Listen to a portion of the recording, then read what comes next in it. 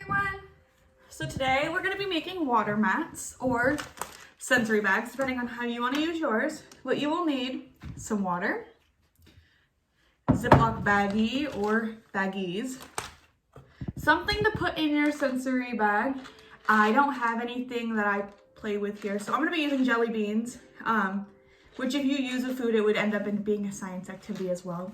But I recommend maybe using like some foam toys or beads or anything else that will fit in your bag. If you want to add food coloring, that's fun too. And you're going to need some tape because your children, they know how to undo these and they know how to do it really fast. So definitely need the tape. You're going to start by taking your bag, obviously, and opening it. I like to add my marmalade. Sorry about that. No more marmalade. I like to add my objects first. And a really good way to add some math into this is by counting out what you're doing. So I'm gonna count out my jelly beans. I think I'm gonna do maybe 15. 1, 2, 3, 4, 5, 6, 7, 8, 9, 10, 11, 12, 13, 14, 15. I might want to add more after the water's in there. This is also a good way to get color recognition. I have some orange and yellow and green and blue and pink. So if you're just counting with your children and telling them the colors you're using, that is also amazing. You can add as much water as you want.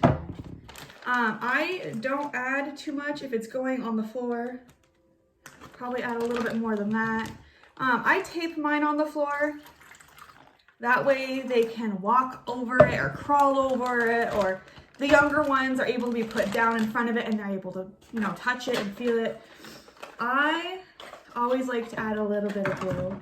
Whenever people think of water, they think blue.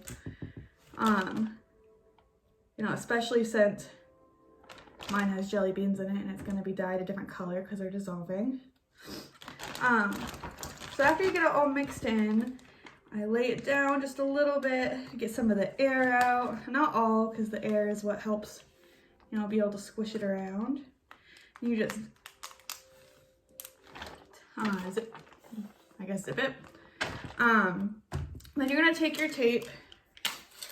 You're gonna measure it about the same length, and you're gonna tape this part.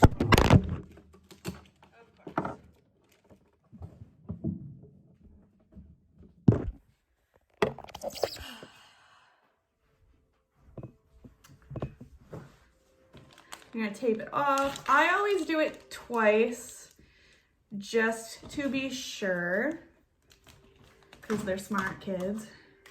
And I have had one of these ripped open by a very persistent child, which great for them. They've got great fine motor movements, but it's a big mess.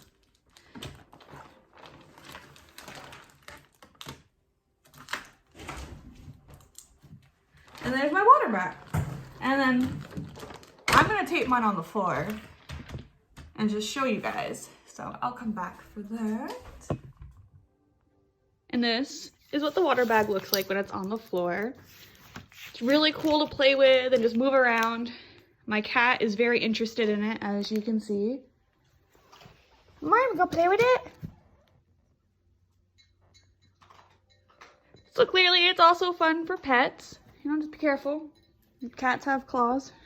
I also made one that they can just carry around with them. I do this a lot, especially during rough transition days, or if they're just having a rough day in general, they're not feeling themselves, they want to sit and just relax. These are really good activities for that too. It's fun to squish around. You could even do oobleck in your bag if you wanted to. sensory bags are really great for that. This activity touches base on forming relationships with adults. Because, you know, if you do, especially if you involve them in the making process, it can also demonstrate balancing skills if you encourage them to walk across the bag on the floor or crawling. They're using their fingers and hands, you know, touching it, manipulating it.